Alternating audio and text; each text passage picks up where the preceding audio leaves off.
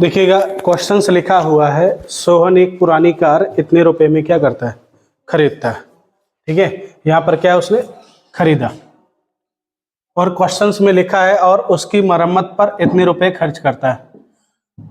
तो यदि वह कार को इतने रुपए में बेचता है तो उसका लाभ प्रतिशत कितना होगा। तो सबसे पहले एक चीज ध्यान रखिएगा, अगर हम कोई चीज खरीदते हैं, खरीदने के बाद उसमें जो आपका भाड़ा लगता है, किराया लगता है या उसके मेंटेनेंस में कोई आपको एक्स्ट्रा खर्च आता है, तो वो सारा का सारा खर्च उसके कॉस्ट प्राइस में जुड़ता है। सपोज मैं मार्केट गया और मैं इसके बजाय अगर कोई भी चीज़ ले लूँ, एक मोबाइल फ़ोन लेता हूँ, यहाँ से गया मैं बांदा, कहाँ गया, बांदा, मोबाइल मुझे 9,000 रुपये का पड़ा, लेकिन यहाँ से बांदा आने जाने में 200 रुपये मुझे क्या हुआ, खर्च हुआ। 200 रुपये मुझे एक्स्ट्रा लगे, प्लस मैंने 18% की क्या दे दी, जीएसटी दे दिया।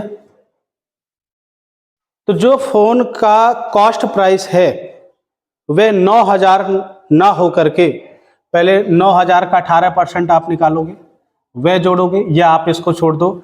आपने मान लो 200 रुपये आपने किराए पर दिया, ठीक है, 500 रुपये इंस्टॉलेशन पर दिया, उसके इंस्टॉलेशन चार्ज पे। तो जो मोबाइल का कॉस्ट प्राइस पड़ा वो 9,000 ना पढ़ करके कितना पड़ा, 9,700 रुपये पड़ा। तो जब भी कोई चीज़ हम खरीदते हैं उसमें कोई अगर हमारे उसमें एक्सटर्नल एक्स्ट्रा जो खर्च आते हैं वे सारे के सारे कॉस्ट प्राइस में जोड़ दिए जाते हैं। पहली चीज़ ये आपको याद रखना है कि अगर कोई चीज़ आप खरीदते हो, कोई वस्तु खरीदते हो, तो उसके इंस्टॉलेशन में या उसमें जो एक्स्ट्रा खर्च आता है वो सारे के सारे कॉस्ट प्राइस में जुड़ जाते हैं। अब जैसे सपोज ये रही बात हमें समझने की, हमने इसको समझा। इस क्वेश्चन की बात करें, उसने 2,47,000 रुपये में कार खरीदा और इसके बाद उसने 18,000 रुपये क्या की, उसकी मरम्मत पर क्या कर दिया, खर्च कर दिया। तो जो कार थे उसका जो कॉस्ट प्राइस है वे 2,47,000 ना होकर के आप 2,47,000 जैसे आप मानते हो, ना होकर के आपकी कितनी हो जाएगी, 18,000 इसमें और एक्स्ट्रा ऐड हो जाएगा। अब जैसे ही एक्स्ट्रा ऐड हुआ, 8 7 15 की 5, हाथ से लगा 1 4 1 5 1 6। अब ये जो कार है, कार को उसने कितने में खरीदा, 2,65,000 रुपए में।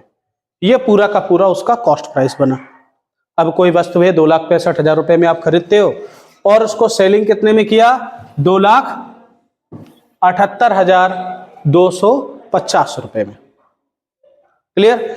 अब इतने में उसने आपने क्या किया, ये आपका सीपी बना, कॉस्ट प्राइस बना, इतने में आपने खरीदा और इतने में आपने उसको क्या किया, सेल किया, एसपी हो गया, तो प्रॉफिट है। अच्छा बताइए, 2,65,000 रुपए में खरीदा, 2,78,000 रुपए में बेचा, तो आपको लाभ होगा कि हानि, लाभ। पहली बात क्या हुआ, लाभ। तो लाभ हुआ कितना, आप सेलिंग प्राइस में से जब भी कभी आपको प्रॉफिट निकालना हो तो आप क्या करोगे, एसपी में से सीपी को क्या कर देते हैं हम लोग, माइनस कर देते हैं, पहला काम। तो एसपी कितना है आपका, 2,78,250 माइनस आप सीपी कितना हो गया, 2,65,000। जब इसमें आप माइनस करोगे तो कितना हो जाएगा, 250 इधर के इधर बचा, 8 में से 5 गए, कितना बचा, 3, और यहाँ पर ये कितना बचा, 1, यानी 13,250 रुपए का उसे क्या हुआ, लाभ। दूसरी बात, मैंने एक चीज बताया था आप लोगों को, जैसे पता भी हो तो अच्छी बात है, लाभ और हानि की गणना हमेशा किस पर करते हैं, कॉस्ट प्राइस पर। किसको बेस मान के करते हैं, सीपी को। अब ये तो उसका प्रॉफिट हो गया, क्या हो गया, हमसे प्रॉफिट नहीं पूछ रहा, लाभ प्रतिशत पूछ रहा है, परसेंट पूछ रहा है। तो जब भी लाभ परसेंट पूछे तो ऊपर आपको लिखना है लाभ, लाभ कितना हुआ। और मैंने बोला था कि लाभ और हानि की गणना किसको बेस मान के करते हैं, कॉस्ट प्राइस को, यानी सीपी को हमेशा बेस मानना है। तो यहां पर सीपी कौन है, 2,65,000 मल्टीप्लाई बाई 100%। देखिए आप अगर देखेंगे ये परसेंटेज का एक सिंबल है, इसको इंक्लूड नहीं करना, ये बाद में आंसर में काम आता है। 00 से 00 कट गए, 10 से ये कट गया। इसका 5 गुना क्या है? 1365 है। कितने गुना है? 5 गुना, यानी 5 बार में कट जाएगा ये। 5 25, 6 5 30, 2 32, 5 दूनी 10, 3 13। तो टोटल कितने परसेंट का उसे प्रॉफिट हुआ? 5% का उसे क्या हो गया प्रॉफिट। कौन सा है? Option number C is correct. बात समझ में आ गई। तो यहाँ पर इस क्वेश्चन में केवल इतना सीखना है कि जब भी कोई वस्तु हम क्या करते हैं, खरीदते हैं, तो खरीदने के बाद जो इसमें उसके मेंटेनेंस में या उसके और एडिशनल जो खर्चे आते हैं उनको भी जोड़ करके कॉस्ट प्राइस बनाना है। ये नहीं कि आप सीधा कॉस्ट प्राइस इसको बना दें, ये भी खर्च होगा आपका। यहाँ से मैं वी मार्ट गया, वी मार्ट से कपड़े लेने गया, कपड़े मुझे पड़े 200 रुपये के। अब जो मुझे 20-20 रुपया ई रिक्शा में भाड़ा लगा, तो वो 40 रुपये जो हो गए, तो वो 200 के नहीं 240 रुपये का कपड़ा पड़ा मुझे। अब कॉस्ट प्राइस आपको 240 मानना है। अच्छा, दुकानदार जो आपको पर्ची दिखाता है तो क्या ओरिजिनल दिखाता है क्या? वो उसमें एक पर्ची होती है वो जो स्वयं बनाता है। भाई दुकानदार ने जहाँ से माल लेकर आया वो वहाँ पर तो उसने अपने माल की दे दी। अब जो ट्रांसपोर्टेशन चार्ज जो होता है वो तो एडिशनल होता है, पर लेकिन हर एक वस्तु का, जैसे आप लोग फ्लिपकार्ट में खरीदते हैं ना, 40 रुपये डिलीवरी चार्ज प्लस इतना plus free shipping. Free shipping कब होता है? जब उसमें ऑलरेडी डिलीवरी चार्ज ऐड होता है, तभी फ्री शिपिंग होता है। जैसे मीशो पे क्या है, फ्री शिपिंग का सीन है, यानी उसका प्रोडक्ट अगर 50 रुपये का कोई एक प्रोडक्ट है तो कम से कम मिनिमम आपको 5 ठो खरीदने पड़ेंगे, 200 रुपये के फ्री कर देगा। ठीक है, तो इसको नोट करिए, आगे चलते हैं। देखो इसमें लिखा हुआ है कि मंजीत ने एक सेकेंड हैंड मोटरसाइकिल 22,000 रुपये में खरीदी, ठीक है ना, और इसकी मरम्मत और अनुरक्षण पर, इससे मतलब नहीं है कि इसका मतलब क्या है। आपको एक चीज़ समझना है, बाय द वे बहुत सारे ऐसे वर्ड आ जाते हैं जिसका आप मतलब नहीं समझ रहे होते हैं। इसका मतलब उससे कोई मतलब नहीं, पर खर्च किया, इसका मतलब इसके साथ साथ इस पर इतने एक्स्ट्रा खर्च किया, ये ऐसे समझना है। सवाल को इसमें कोई किसी टर्मोलॉजी का सवाल में कोई इफेक्ट पड़ता नहीं है मोस्टली। उसने एक्स्ट्रा इतने खर्च किया, यानी 22,000 रुपये तो थे ही थे, साथ में उसकी मरम्मत और अनुरक्षण पर, अनुरक्षण क्या है, डजेंट मैटर, कागजी कार्रवाई या फिर अपने उसमें कुछ भी हो सकता है, XYZ, 3,000 रुपये खर्च किए। फिर उसने इसे 12% लाभ पर क्या कर दिया, बेच दिया। अब ध्यान से सुनना, तो पहले मैं इधर की बात करूं तो CP कितना हो गया, 25,000। भाई 22,000 के खरीदा और 3,000 रुपये उसको एक्स्ट्रा लग गए, यानी वास्तव में उसे कॉस्ट प्राइस कितनी पड़ी, 25,000 की। ये वही चीज़ है कि जैसे मैंने कोई प्लाट लिया और प्लाट लेने के बाद उसको रजिस्ट्री कराने में 1 लाख रुपये का एक्स्ट्रा खर्च आता है, तो 2 लाख का प्लाट लिया, 1 लाख का खर्च आ रहा, तो प्लाट 2 लाख का नहीं पड़ा मुझे, वो पड़ा वो 3 लाख रुपये का। तो वही चीज़ है, CP कितना हो गया, 2500 का। अब लॉजिक समझना क्या है, 2 तरीके बताऊंगा मैं, एक तरीके मुँह से बता रहा हूँ और दूसरा लगा के बताऊँ। कह रहा है 12% का लाभ पर बेच दिया, तो पहले आप इसका 12% निकालो या 112% पर इसे सेलिंग कर दो, सेलिंग प्राइस निकाल लो। सेलिंग प्राइस यानी कितने रुपए में बेचा, जिससे आपको यह पता चल जाएगा कि सेलिंग प्राइस इतने में, यानी इसका 12% निकाल लो, जितना है जोड़ दो, सेलिंग प्राइस आ गई। पर लेकिन क्वेश्चन ये नहीं पूछ रहा, यदि वह इसे 500 रुपये कम में बेचता तो जितना सेलिंग प्राइस आएगा उसमें 500 रुपये पर कम करिए, फिर देखिए कितना उसको क्या हो रहा है, प्रॉफिट हो रहा है, और इससे कितना परसेंट है। यह था पहला तरीका, एकदम बेसिक। अब मैं बता रहा हूं तरीका दूसरा। 2500 रुपये क्या किया उसने, तो आप देखिए, चाहे ये 500 रुपये कम हो चाहे जो हो, 12% लाभ पर बेचना था। ध्यान से सुनिएगा, 500 रुपये कम में बेचता तो उसका प्रतिशत लाभ क्या होता। 500 रुपये कम में बेच रहा है, तो आप चीज़ों को समझिएगा। इसका 500 रुपये कम, तो 500 बताइए 25,000 का, 25,000 का 500 कितना परसेंट है, 2%। कितना परसेंट, 2%। आप चाहें तो इंटू 100% लिख लीजिए, 1 2 3, 1 2 3, 25 दूनाई 50, 2% है। तो यानी पहले 12% लाभ हो रहा था, अब 2% कम कर दो, सीधा इतना करना है, तो आंसर कितना आ जाएगा? 10%। बात समझ में आ गई? ये बिल्कुल एकदम छोटा है। जितने कम में बेचे पहले ये देखो कि वह कितना परसेंट है, और ओवरऑल से उतना क्या कर दिया मैंने, घटा दिया, तो सवाल ये क्या बन गया? छोटा बन गया। ये अलग से है, ठीक है, ये 2% अलग से है, केवल इतना करना है आपको। सीधा 25,000 रुपये, 525,000 का कितना परसेंट है ये निकाला, और 12% में माइनस कर दिया सीधा, और आंसर आ गया। ठीक, हाँ, नोट करो, आगे चलो। आप देखेंगे सुजाता ने अपने सामान का 62.5% भाग, तो यानी 62.5% भाग, यानी टोटल का इतना भाग, दो भागों में उसने डिवाइड कर दिया, यानी एक को बेचा 24% लाभ पर, और शेष सामान को 13% की किस पे बेचा? हानि पर बेचा। अब ध्यान से सुनना, तो पहली चीज आपको जो 62.5% है, 62.5%, इस प्रतिशत को पहले किस में कन्वर्ट करो? भिन्न में। अगर यह डाटा 10% 20% होता, 10% 20% होता, तो पूरे वस्तु को हम 100 मान लेते। क्या मान लेते? 100 में से बताओ 40% निकल गया, तो कितना बचा? 60%। पर लेकिन 62.5% की बात आती, तो 62.5% का मतलब कितना होता है? 5/8। अब ये याद कहाँ से होगा? आपको अभी एक शीट मैं आपको दे दूंगा, उसमें शीट में सारी चीज़ें लिखी हैं। आप अगर बात करें 1/8 का मतलब होता है 12.5%। कितना होता है? 12.5%। तो अगर इसमें 5 का गुणा कर देंगे तो ये 5/8 हो जाएगा। इधर अगर 5 का गुणा किया तो इधर भी 5 का गुणा करना पड़ेगा। तो 5 25 की 5, हासिल लगम 2, बर 5 60, 60 2, बताओ 62.5% आ गया कि नहीं आ गया? तो अगर इसका मतलब ये होता है तो इसका मतलब भी क्या होगा? 5/8 होगा। तो पहली चीज आपने ये सीखा कि हमें करना क्या है, कोई भी परसेंटेज वैल्यू है उसको पहले भिन्नात्मक रूप में लिखना है। 62.5% की जो फ्रैक्शनल वैल्यू है 5/क्या होती है? 8।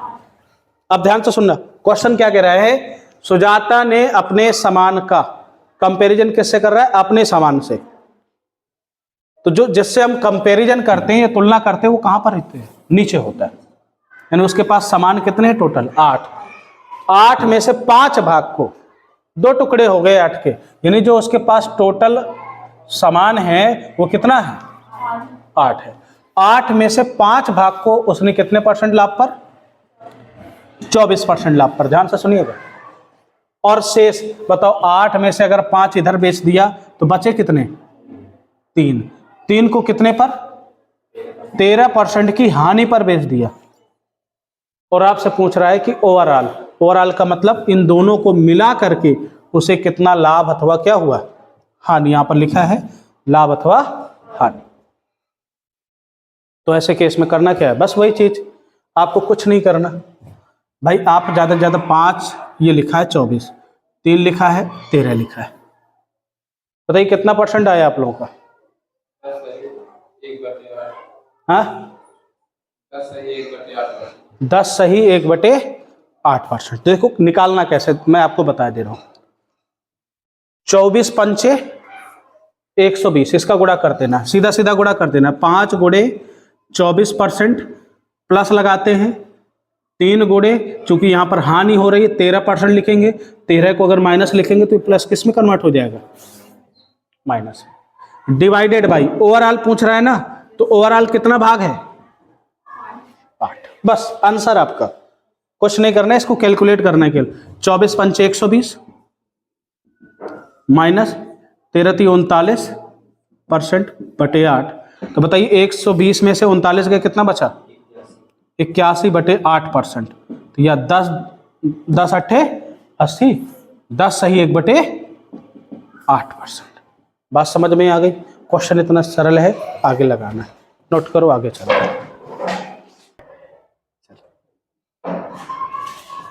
यही तो इंपॉर्टेंट है, बाकी सवाल तो सब आते जाते रहते हैं। देखिए इसमें क्या कह रहा है कि जब सेलिंग प्राइस क्या हो आपकी सेम हो। तो मैं एक एग्जांपल लूंगा और उसके कंसेप्ट बताऊंगा। लगाने के दो तरीके होंगे। कितने तरीके होंगे? जैसे लगाना चाहो आराम से लगाइए, कोई दिक्कत नहीं। अगर मैंने कहा सेम एसपी है और जब किसी वस्तु को, दो वस्तुएं हैं, कितनी वस्तुएं होंगी? दो वस्तुएं होंगी। यहाँ पर दो आर्टिकल की बात होगी। जब तीन आर्टिकल की बात हो तो तीन आर्टिकल। ठीक, कोई दिक्कत की बात नहीं है इसमें कि कितने आर्टिकल की बात कर रहा है। दो आर्टिकल तो दो आर्टिकल, और जब तीन आर्टिकल की बात हो रही हो तो तीन आर्टिकल। हमने मान लिया दो आर्टिकल हैं आपके पास, एसपी सेम है। पहले आर्टिकल को आपने 20% प्रॉफिट पर सेल कर दिया, सेलिंग प्राइस सेम है। पहले आर्टिकल को बेचने पर उसे 20% का लाभ होता है और दूसरे आर्टिकल को बेचने पर उसे 20% की क्या होती है? लॉस होता है। यानी एक पर प्रॉफिट, दूसरे पर लॉस। क्लियर? एक पर प्रॉफिट, दूसरे पर लॉस। तो ऐसे केस में करना क्या है, ध्यान से सुनिएगा। मैं इसी कॉन्सेप्ट को पहला बता रहा हूं आप लोगों को, रेशियो मेथड। रेशियो मेथड का कहानी क्या है? जब डाटा आपको डिफिकल्ट लगे, क्या लगे? डाटा आपको डिफिकल्ट लगे, तब आपको करना क्या है? तब रेशियो मेथड लगाना है। और जब डाटा आसान हो, सिंपल सा हो, तो उसे आप डायरेक्ट सम मान के, एक फार्मूला मेथड होता है। तो एक आपका हो गया रेशियो मेथड, दूसरा एक फार्मूले। दो मेथड का यूज करना है और सेम एसपी वाले सारे सवाल लग जाएंगे। हाँ, सवाल की वैरायटी के कारण, जैसे हमने इतना सॉल्व किया, अगले क्वेश्चन में इसके साथ साथ थोड़ा सा एक्स्ट्रा आगे और पूछ लेगा। तो जो एक्स्ट्रा आगे पूछता है उस पर थोड़ा सा गौर करना है। ठीक, अच्छा। रेशियो वाले सवाल कैसे लगाएंगे, ध्यान से सुनिएगा। 20% को फ्रैक्शनल में जैसे तोलेंगे, फ्रैक्शनल वैल्यू में, तो 1/, कितना आएगा? 5। इस प्रतिशत को भिन्न में कन्वर्ट करना होता है। किस में कन्वर्ट करना होता है? भिन्न में।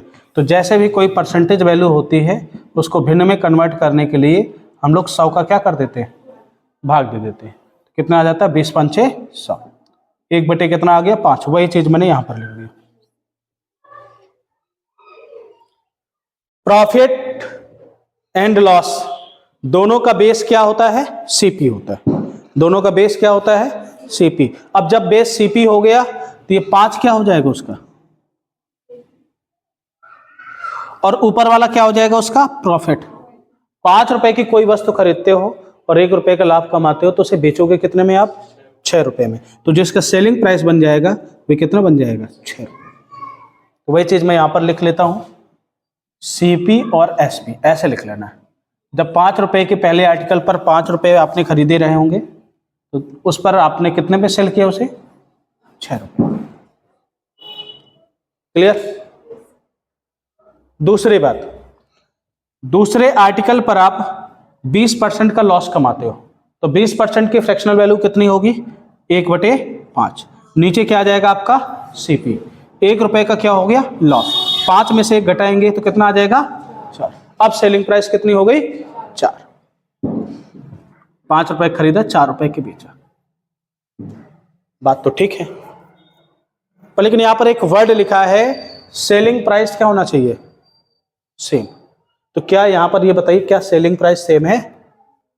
एक को 6 रुपए में बेच रहा है, दूसरे को 4 रुपए में बेच रहा है। जब सेलिंग प्राइस सेम ना हो और रेशियो में आप कर रहे हो, तो उनको सेम करने के लिए दोनों का लासा ले लेते हैं। क्या ले लेते हैं? दोनों का लासा। बताइए 6 और 4 का लासा कितना हो जाएगा? 12। यानी दोनों को 12-12 बना दो।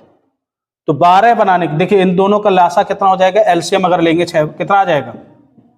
12। 6 4 का एलसीएम कितना होता है? 12। बताइए 6 का भाग 12 में देखो कितनी बार जाएगा? 2 बार। तो ऊपर वाले में किससे गुणा कर देना है? 2 से। ये एक्स्ट्रा पॉइंट याद रखना है, ये एक्स्ट्रा पॉइंट है, इसको दिमाग में सेट करना है। 2 से गुणा किया, और नीचे वाले में किससे गुणा करना पड़ेगा? 4 को 12 बनाने के लिए 3 से। किससे? 3 से। 3 चौको 12, आपने 3 से गुणा कर दिया। अच्छा एक बात बताइए, क्या ये जो पूरा सीन है यहां से लेकर के यहां तक समझ में आ गए? क्लियर?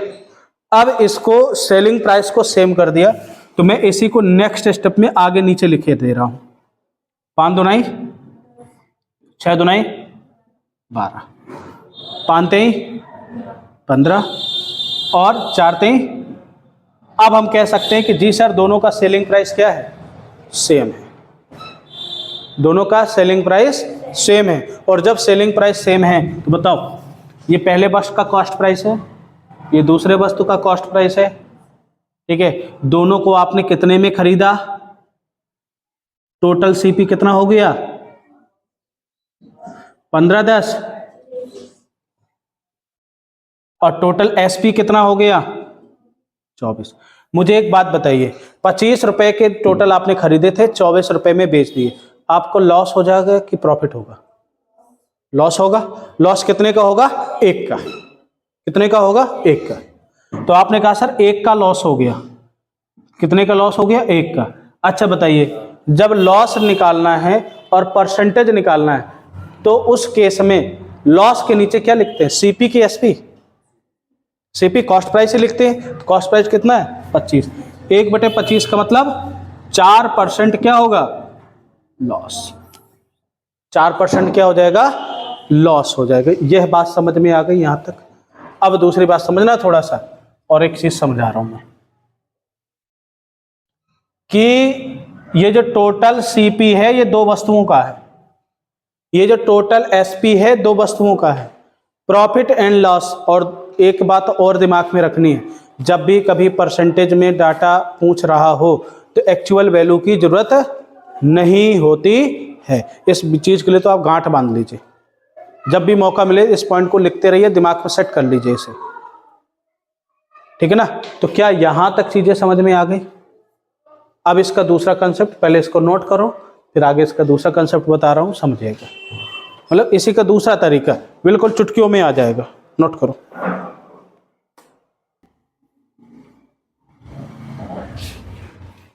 अब चीजों को समझिएगा। यहां तक क्लियर हो गई बात, है ना? आगे समझिएगा। सीपी सेम और SP same, 2 questions very most important. जब आप देखेंगे, यहां पर मैं इनका वो करा रहा हूं, आप चीजों को समझिएगा। सेम सीपी की कंडीशन पर क्या होगा, आपने एक वस्तु को X% प्रॉफिट पर बेचा, इस प्लस का मतलब क्या है, प्रॉफिट है, और एक वस्तु को आपने कितने परसेंट पर, X% लॉस पर बेचा। अगर सेम आपका क्या है, सीपी, समान मूल्य पर आप एक वस्तु को खरीदते हो, तो उस केस में जो आपका ओवरऑल जो प्रॉफिट होगा या लॉस होगा, क्या होगा, क्या होगा, 0 होगा। क्या ये तो आगे ठीक है, बाहर हो रहा है, इसको ऐसे पकड़ के ऐसे कर दो थोड़ी देर के लिए, ठीक। और क्या, ये ओवरऑल कितना हो गया, 0% का हो गया। अब जो सवाल मैं पढ़ रहा हूं, वे जो सेलिंग प्राइस है वे क्या है, सेम है। थोड़ी चीज याद रखिएगा, उसमें 0 मत कर दीजिएगा कि एक को X% लाभ पर हुआ, दूसरे पर X% हानि पर, तो कह दो 0% पर उसे हानि, खत्म। ये चीज ध्यान रखना, दिमाग में रखना। अगर आपका सेम सीपी है और एक को सेम परसेंट पर लाभ हो रहा है और सेम परसेंट क्या हो रही है, हानि हो रही, तब ओवरऑल आपको ना तो लाभ होगा ना तो हानि होगा, ऐसा केस बनेगा। पर लेकिन जो हम लोग पढ़ रहे हैं, अब ये मैं कंसेप्ट पढ़ा चुका हूं, ये वैरायटी हो चुका है। अब हम लोग पढ़ेंगे सेम एसपी वाले केस में।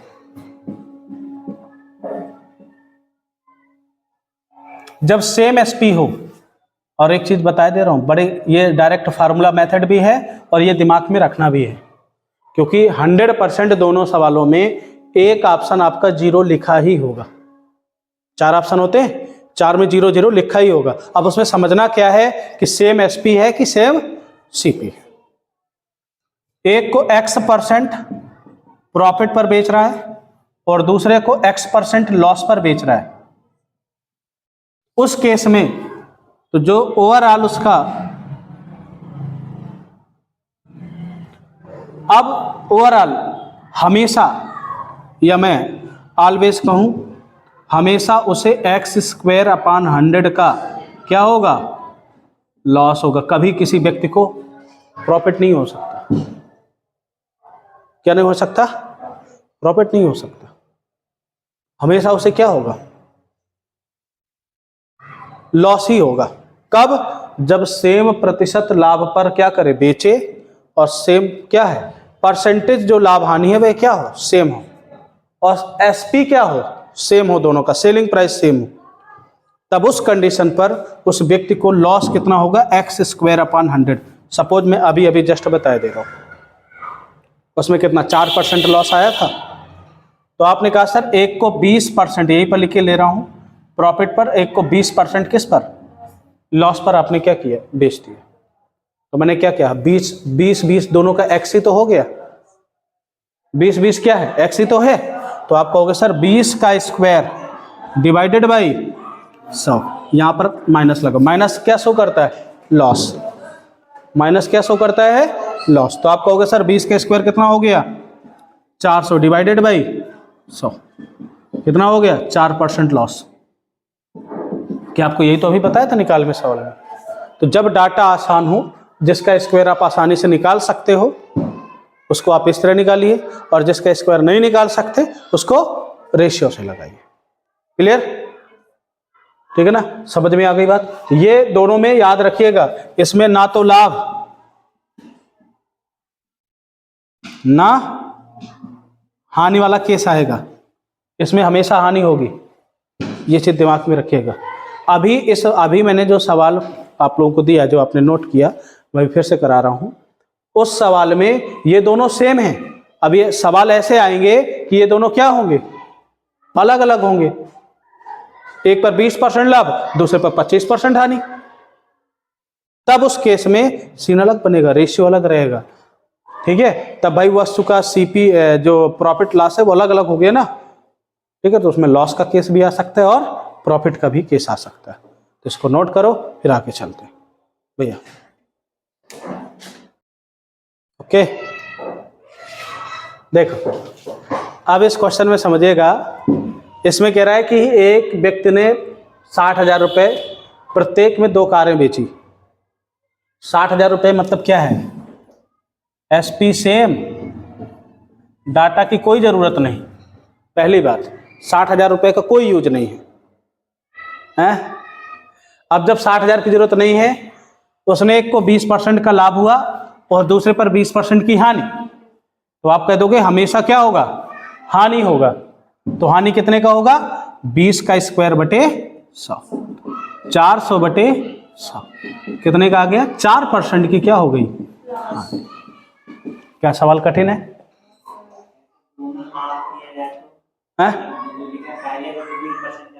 चाहे इससे कोई मतलब नहीं। अरे भाई पहले 20% की हानि कह दे, बाद में 20% का लाभ कह दे, कोई दिक्कत नहीं। हाँ, आप क्या कह रहे, तो पहले अभी आप चीजों को समझो, तो आप पहले समझो थोड़ा सा मैं कहना क्या चाहता हूं। तो ओवरऑल भी कितने पर होगा, 20% का लाभ। चीजों को समझो ना, कि ओवरऑल का केसेस भी तो वही बनेगा। अब चीजें अलग रहेंगी, चीजों को समझिएगा थोड़ा सा। एक केस ये बन गया, अभी क्वेश्चन मत उठाइए, केवल चीजों को समझिए। नोट हो गया ये। अगर इसी पर मैं कह दूं एक वस्तु को बेचने पर, अब यहां पर कुछ भी कह दूं मैं, प्रत्येक को यहां पर लिख के दे रहा हूं 28,252, मेरी मर्जी। ठीक है, प्रत्येक को 28,252 रुपए में क्या करता है, बेचता है। उसे 19% का लाभ पर होता है। बेची एक पर उसने 19% का लाभ हुआ, और जबकि दूसरे पर भी उसे 19% का लाभ हुआ। तो बताओ ओवरऑल उसे कितने % का लाभ अथवा हानि हुआ। तो लाभ तो होगा नहीं, उसे क्या होगा, हानि। तो हानि होगा कितना, 19 का स्क्वायर बटे 100। 19 का कितना होता है, 361 ही होता है ना। 3.61%। ये क्या हो गई, हानि। सवाल आसान है, नोट कर लो, फिर आगे चलते। हटा दो। आया यहां तक समझ में कुछ? देखो, मैं इस क्वेश्चंस को आपको समझना है इसमें पहले तो मैंने कितना जाना यार 25% का लाभ हो रहा है, दूसरे पर 25% की हानि, तो ओवरऑल में हानि निकाल सकता हूं। यहां तक जानता हूं कि आपने कहा सर 25 का स्क्वायर डिवाइडेड बाई 100, 25 का स्क्वायर कितना होता है नहीं पता? 25 का 625, 625 यानी 6.25% को से क्या हो गया, लॉस हो। तो यहां तक हमने निकाल लिया सबने। अब मेन बात आती है 6.25% किसकी वैल्यू होती है? आपने कहा ध्यान से सुनना, अब यहां तक निकाल लिया, अब चीजों को समझना है। 6.25% ये ओवरऑल हुआ, ओवरऑल लॉस हो गया व्यक्ति को। कितना लॉस हो गया? 6.25 का। और 6.25 किसकी होती है? 1/16 की वैल्यू होती है। इसकी फ्रैक्शनल वैल्यू कितनी होती है? 1/16। 16 रुपए में 1 रुपए का उसे लॉस हो गया, लॉस की बात हो रहा है तो 1 रुपए लॉस हो गया। तो बताओ जब 16 रुपए उसका है क्या? सीपी। 16 रुपए है क्या? CP, cost price. 1 रुपए का लॉस हो गया तो बताओ कितने रुपए में बेचा उसे? 15 रुपए। तो जो 15 यूनिट का मान आया, सबसे ज्यादा इंपॉर्टेंट ये है कि ये किसके बराबर रखोगे आप? 20,000 के बराबर रखोगे या 40,000 के? 40,000 के, क्योंकि ये एक आर्टिकल का है।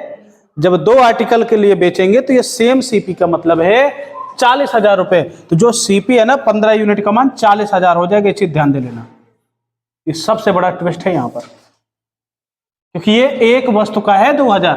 तो चूंकि हम बात कर रहे हैं यहां पर 2 वस्तुओं की, तो जो एसपी है वे आपका 40,000 हो जाएगा। तो बताओ 1 यूनिट का मान कितना आएगा? तो आप कहोगे सर 40,000 डिवाइडेड बाई 15। लॉस कितने यूनिट का हुआ? 1 यूनिट का। हमें क्या पूछ रहा है? लाभ या हानि तो पूछ रहा है ना।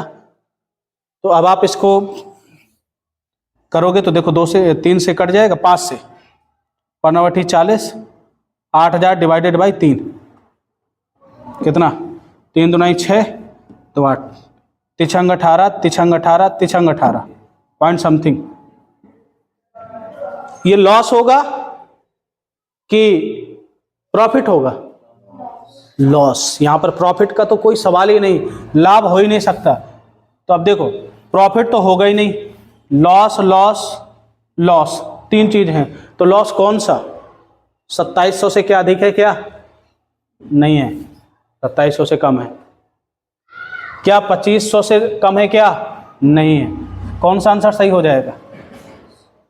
Loss less than 2700। क्लियर? बात समझ में आ गई? इसका आंसर आ जाएगा, कितना हो जाएगा? ये वाला आंसर हो जाएगा 2700। अगर उस तरह पूछता तो कितना आ जाता? 2 यानी 26 66.6666 आगे बढ़ता हुआ चला जाता। क्लियर? चलो, नहीं भी क्लियर होगा तो कहोगे कि क्लियर। पहुंच कर तो भैया